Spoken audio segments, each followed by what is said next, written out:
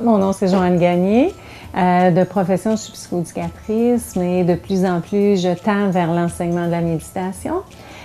Aussi, chez Corcovado, présentement, je suis présidente du conseil d'administration, mais j'ai occupé aussi d'autres fonctions comme bénévole là, auparavant, dans le fond, avant d'être sur le conseil d'administration. Maryse de Montigny, je suis enseignante de formation. J'ai enseigné pendant 25 ans. Je suis directrice depuis maintenant presque 7 ans. Mon implication auprès de Corcovado, c'est d'aller faire de la coopération internationale. J'ai fait 4 projets, 2 au Pérou, 2 en République et je m'apprête à en faire un 3e en République dominicaine en février prochain. Je suis Yvon Nadeau, je suis un retraité d'Hydro-Québec du domaine des télécommunications. Heureux retraité qui se permet de faire des choses que j'ai toujours voulu faire. Le temps le permet. Donc maintenant, je m'occupe de coopération internationale. Bien, c'est sûr que par rapport à la psychoéducation, par rapport à une profession en relation d'aide, ça m'a toujours amené effectivement à aller vers l'autre, à aller vers une relation d'aide, une relation de soutien. Donc c'est sûr que l'aspect, je dirais, d'aide, l'aspect d'être proche de l'autre, d'empathie, tout ça, ça a toujours été très présent. Dans le fond, c'est la passion de travailler avec des jeunes. Quand j'étais enseignante, dès mon début en enseignement, j'aimais faire des projets. J'ai fait beaucoup de projets avec mes élèves, autant en entrepreneuriat que des sorties scolaires. J'ai amené mes élèves à Beijing, à Québec. J'ai même gagné des concours en entrepreneuriat. Fait que j'ai toujours aimé travailler avec les jeunes. Donc maintenant, quand je vais en aide internationale, je suis contente d'aider des communautés pour faire la différence dans la vie des jeunes qui vont peut-être un jour pouvoir se sortir de la pauvreté pour réussir leur vie, dans le fond. Je pense que c'est par les jeunes qu'on change une communauté, qu'on change les habitudes de vie.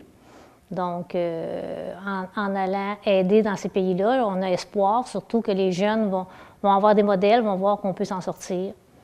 Bien, je cherchais un organisme dans lequel je voulais m'impliquer et je voulais pas nécessairement m'impliquer dans un organisme en santé et services sociaux étant donné que j'y travaillais déjà. Donc, je cherchais un autre type d'organisme.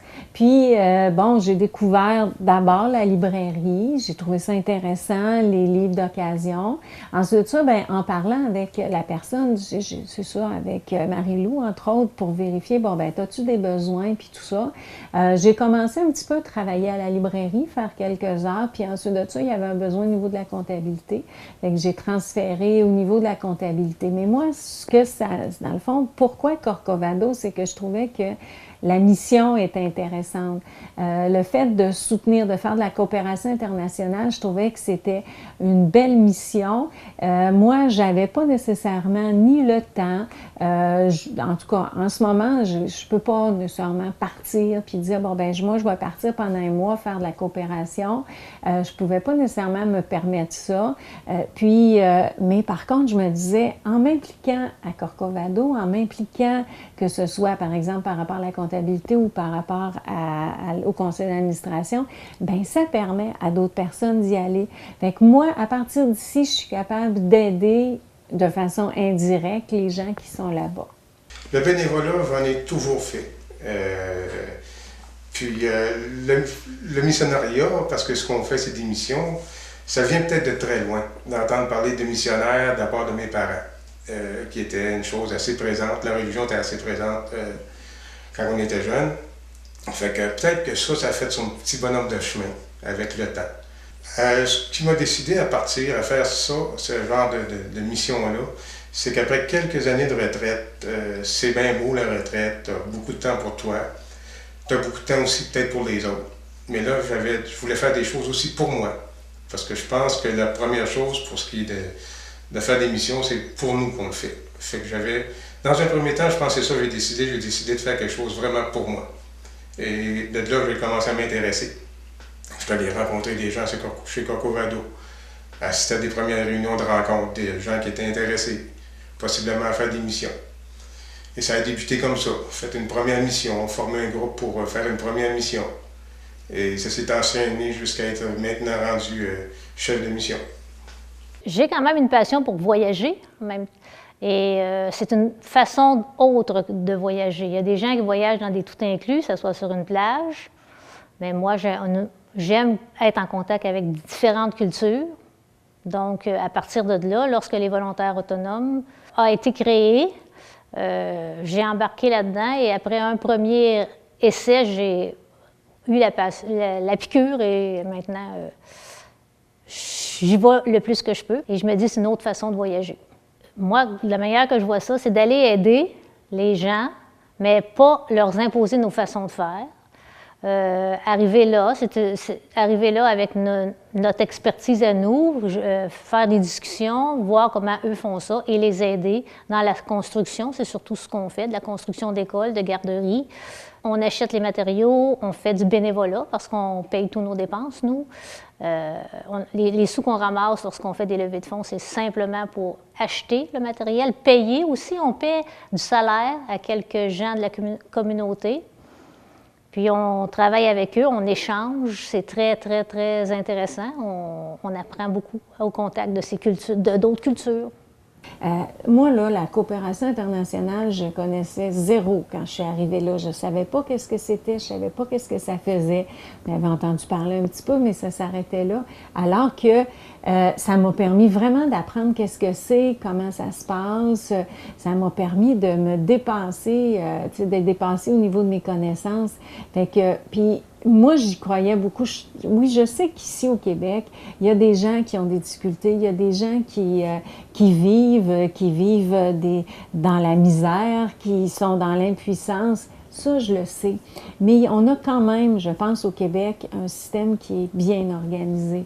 T'sais, oui, il y a des failles partout.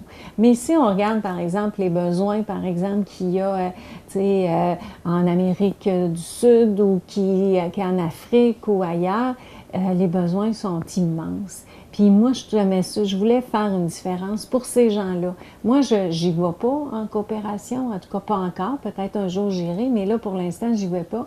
Et moi, pour moi, ça faisait comme, je me disais, ben je fais ma petite part ici, puis un peu effet du papillon. Finalement, moi, je fais ici quelque chose, bien, ça a un impact qui est plus grand, puis ça a un impact ailleurs.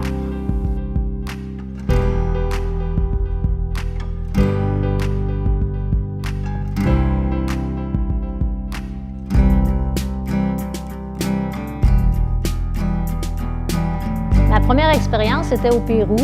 On avait quand même un contact là-bas, donc ils nous attendaient là-bas. Ils sont venus nous chercher à l'aéroport. On était un groupe de 6 personnes la première fois que je suis allée. Donc, on avait un contact là-bas. On restait dans les familles. Donc, ils avaient trouvé des familles pour qu'on puisse loger. Et c'était comme un peu notre sécurité aussi. C'est ces gens-là qui font qu'on se sent en sécurité, même si on est dans des places plus pauvres, moins touristiques, beaucoup moins touristiques d'ailleurs. On a eu des communications avant, là, c'était pas moi qui l'organisais, mais la personne qui l'organisait du groupe avait fait les contacts et on a été très bien accueillis. Donc, on payait une pension à la famille, on reste dans les familles. Eux, ça leur amène un petit revenu supplémentaire en même temps. Puis on est proche de ce qu'on veut faire, du projet qu'on veut faire. Des grands chocs culturels, j'en ai pas vu dans notre groupe. Par contre, c'est sûr, quand on revient ici, moi, j'aurais aimé que mes enfants qui ont tout, voient un peu, et j'espère qu'un jour ils vont en faire, qu'ils voient comment dans ces pays-là, la différence est énorme par rapport à notre société à nous. Personnellement, je vis ça comme une expérience très enrichissante. C'est pas quelque chose de négatif pour moi. C'est vraiment d'aller voir ces cultures-là, d'aller voir comment les gens vivent. Je vois ça de façon positive, plus qu'un choc culturel là, qui fait que je voudrais pas y retourner. Au contraire, plus je vois la pauvreté, plus j'aurai le goût d'aller les aider. Quand on part, on a tout dans la tête. On va changer le monde, on va faire ce qu'on peut. Tout est là. On est fébrile, on se demande qu'est-ce qu'on fait là. Quand tu as plusieurs heures de trajet à faire, des fois c'est 2 à 3 jours pour se rendre sur place, bien tu as le temps de ressasser tout ça, puis de penser à ça. Mais tu te demandes vraiment, bon, j'ai-tu bien fait? Qu'est-ce que je fais là? Je m'en vais pour un mois, ça va-tu être long? Vas-tu m'ennuyer de mon monde? Mais arriver sur place, tu te découvres là. Tu découvres vraiment ce que tu peux faire, puis ce que tu veux faire. Puis si vraiment t'es fait pour ça, si t'aimes vraiment ça.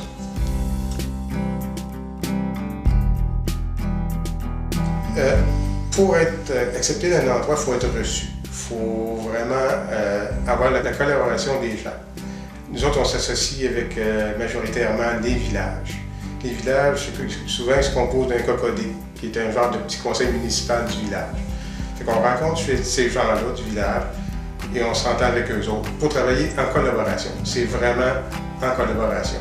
Et on ne va pas faire le travail à leur place. Ce qui est important pour nous autres, c'est de faire travailler les gens. La grosse construction, on n'en fait pas. Si je veux en faire du ciment, faire de la brique, je peux en faire, mais c'est pas la priorité du groupe. De toute façon, ils ont une technique. Le ciment, ça se fait par terre. C'est une technique qu'on ne connaît pas. Et ils sont 100 fois meilleurs que nous autres. Fait que si on le laisse faire, ça apporte un salaire au maçon. Lui, il peut faire vivre dignement sa famille pour ce temps-là. Fait que c'est pour ça qu'on valorise beaucoup la coopération dans ce sens-là, c'est de faire travailler les gens et d'apporter un salaire aux gens du village. Nous autres, on va se garder des tâches comme la peinture, des réparations de pupitres. On a des montagnes et des montagnes de pupitres à réparer. Fait que c'est ce qu'on se garde comme tâche, mais toujours en collaboration. On invite les gens du village à venir nous aider, à venir travailler avec nous autres. On engage des gens de la communauté pour travailler avec nous. Donc, comme exemple, si on fait des murs de ciment, beaucoup de ciment dans ces pays-là, donc les personnes de la communauté qu'on engage, c'est les spécialistes. Donc, on s'en va pas là pour leur montrer comment faire, on s'en va là pour les appuyer dans leur façon de faire. C'est pas on s'en va là, puis après ça, on ne sait pas ce qui se passe, on continue par les médias sociaux, par des conversations, à voir ce qui se passe avec ce qu'on a fait. C'est vrai qu'on s'en va là pour aider, pour construire, mais c'est pas facile. Les coutumes, on engage, mais eux, ils ont leur façon de faire. Des fois, on arrive, le matériel n'est pas livré, les gens sont pas, ceux qu'on travaille ne sont pas arrivés. Moi, j'ai vu aussi des gens qui veulent tellement travailler qu'on arrive le matin, ils veulent tous travailler. Là, un moment donné, on veut du bénévolat un petit peu pour nous aider parce qu'on est bénévole. Certaines personnes disent qu'ils vont être bénévoles, mais à la fin, ils tendent la main parce qu'ils voudraient avoir un petit peu de sous. On a les enfants à travers, où ce qu'on travaillait, il n'y a pas l'eau et l'électricité tous les jours. Donc, à un moment donné, c'est dur pour nous. Il y a le jugement. Les femmes là-bas qui travaillent physiquement, pour eux, c'est pas les femmes là-bas, ils ne travaillent pas physiquement. Donc, c'est comme que les hommes nous regardent un peu bizarrement au début, les premières fois. Après ça, ils s'habituent. Ils voient que... Donc, on a plein de petites choses à gérer. Des chicanes entre eux. J'ai vu ça aussi. On en engage 2, puis là, ça chicane. C'est pas toujours... c'est pas simple, là. C'est pas toujours simple. Il faut être ouvert, puis il faut discuter, puis il faut regarder pour les problématiques.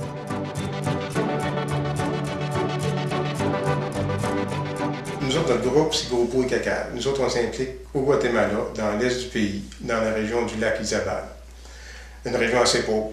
La plupart des habitants, beaucoup des habitants, c'est des descendants mayas.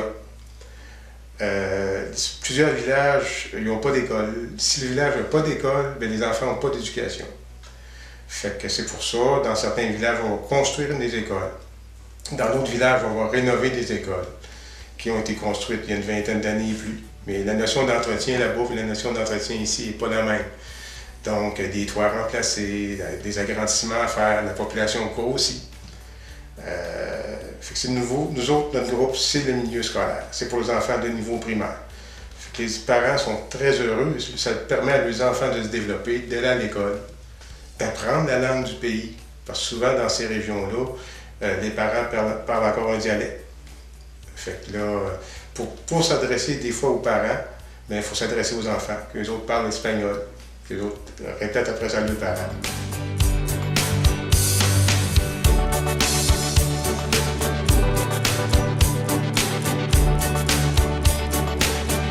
Le mois qu'on est là, on est vraiment ensemble.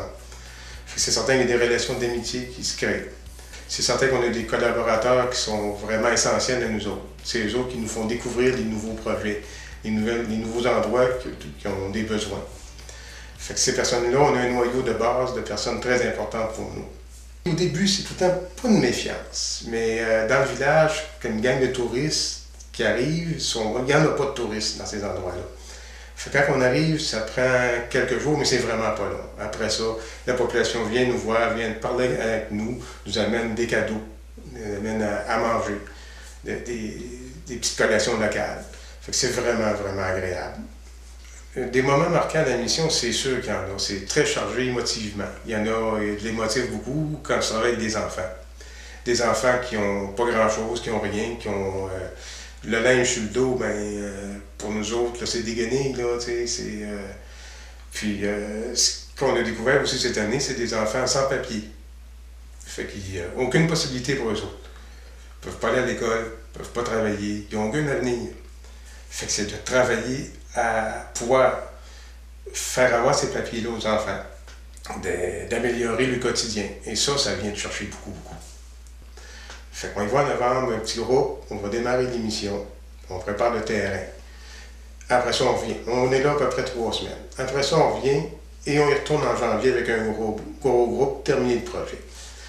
Ça, c'est le temps sur place. Mais tout le reste de l'année, il faut trouver notre financement. On fait des menus travaux, on va faire des ventes de garage avec des dons que les gens vont nous faire. C'est du quêtage, c'est ça. Mais c'est pas donné à tout le monde de faire ce type de travail-là. Mais si on veut faire quelque chose, il faut se donner la peine. Mais si tu veux en faire tes propres missions, c'est le prix à payer. C'est que faut que tu ramasses de l'argent, puis tu fais avec le budget que tu as. Puis on sait que tous les organismes courent après la même pièce à cette heure. Fait que c'est difficile. Fait que tu trouves tes avenues à toi pour arriver à tes fins. Puis tu fais avec ce que tu as. C'est sûr que dans ma vie, oui, j'ai fait la différence pour plusieurs personnes à travers l'aide professionnelle que je leur ai accordée. Peut-être que je fais une différence aussi quand, par exemple, j'arrive à Corcovado puis, que j'amène mon sourire ou peu importe. Peut-être que je fais la différence pour des bénévoles qui sont là. Peut-être que je fais une différence aussi quand, par exemple, il y a des activités particulières, puis, on souligne leur implication, on souligne le travail qu'ils font. Oui, peut-être que je peux faire une différence, mais je suis plus ou moins consciente peut-être de cette différence-là. Oui. Bien, ça nous apporte beaucoup. On apprend une autre langue, on voit leur façon de faire. C'est très enrichissant, là, de vivre parmi ces gens-là. Et le fait de côtoyer ces gens-là, par contre, ça nous montre aussi comment les gens peuvent être quand même heureux avec presque rien. Pourquoi que je continue à faire ça? C'est que ça me rend heureux. C'est pas que je suis malheureux, je suis très heureux. Mais c'est une autre forme de bonheur. C'est le plaisir d'être là, de rencontrer des gens, de savoir que tu aides vraiment. Et c'est ça, c'est le plaisir qu'on a. C'est pas ardu, c'est pas une tâche, c'est pas un travail. C'est un plaisir. C'est certain qu'il y a une certaine valorisation. C'est certain, surtout pour nous, que quand tu es à la retraite, c'est une grosse étape dans la vie. Fait que des fois, si tu te demandes, regarde, c'est-tu fini, c'est quoi qui me reste? C'est une bonne façon, en tout cas pour moi, de trouver une certaine valorisation et de se sentir très utile. En fait, j'ai des compétences, j'ai des expériences, j'ai des aptitudes, etc. Puis ça me permet, dans le fond, de les offrir à un organisme qui en a besoin puis qui peut l'utiliser. Fait que je vois que c'est un petit peu plus dans ce sens-là que je dirais que c'est pas l'aide nécessairement à la personne en tant que telle, c'est plus l'aide à l'organisme. C'est sûr qu'on peut se dire que le temps, c'est pas une ressource illimitée. Mais d'une autre façon, le temps, c'est aussi une ressource qui est illimitée parce que plus on donne du temps, on dirait que plus on en a. Il y a comme un paradoxe que plus les gens sont impliqués, on dirait plus ils s'impliquent. Donc, ça veut dire que le temps, c'est un peu élastique. Puis moi, c'est quand je donne du temps, ça me rapporte en valorisation, ça me rapporte en... j'ai échangé en niveau social avec les gens, donc je suis allée créer des nouveaux contacts, je suis allée créer, j'ai développé des amitiés avec des gens qui sont là.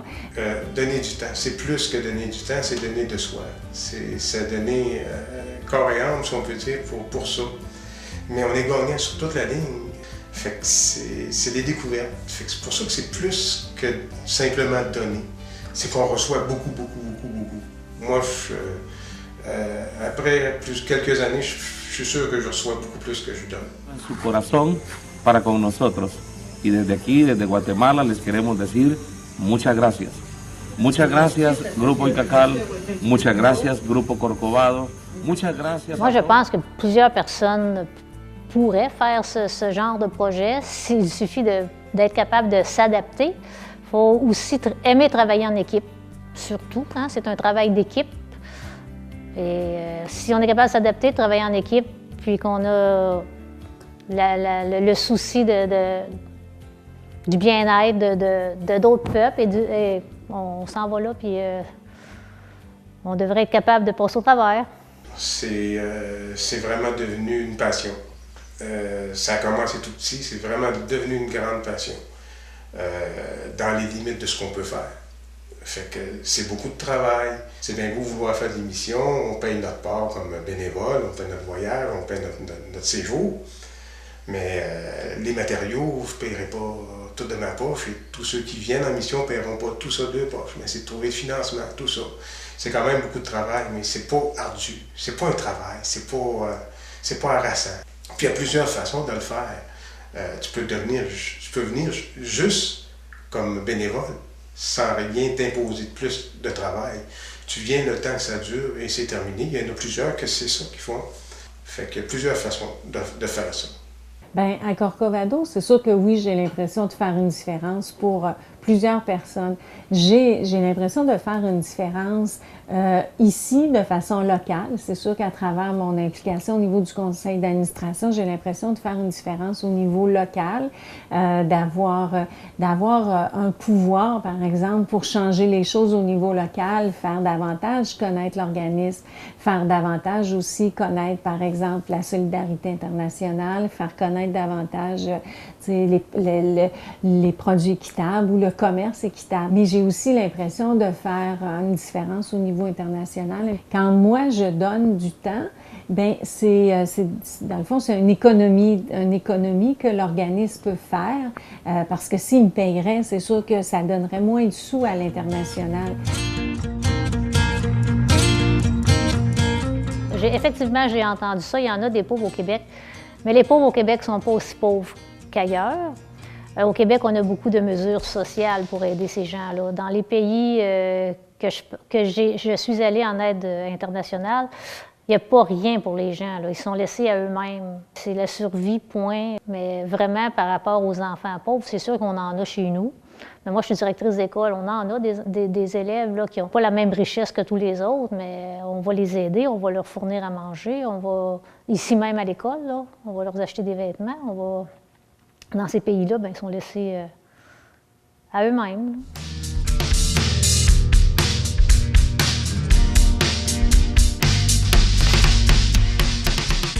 Bien, moi, je suis une éternelle optimiste. C'est sûr que je vois toujours ce qui est possible au lieu de voir ce qui n'est pas possible. La petite différence qu'ils ont faite par rapport à des gens, ça n'a pas de prix.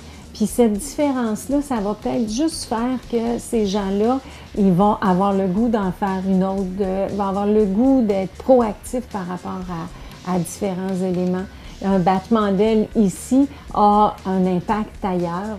Moi, j'ose espérer qu'il y a du bien partout, il y a du bon monde partout. Ça peut amener un petit baume dans certaines communautés, pour certaines personnes, bien, plus qu'on est de monde à le faire, plus il va y avoir peut-être de répercussions dans tout le monde, finalement. Il y en a beaucoup à faire, mais le peu qu'on fait, on l'améliore. C'est déjà gagné. Et ce qui est très important aussi, c'est la pérennité. Ça, c'est très important et c'est beaucoup. Peu importe si c'est un à la fois. Ce n'est qu'une question de temps, c'est un à la fois. Le petit peu qu'on peut apporter, ben, pour moi, c'est beaucoup.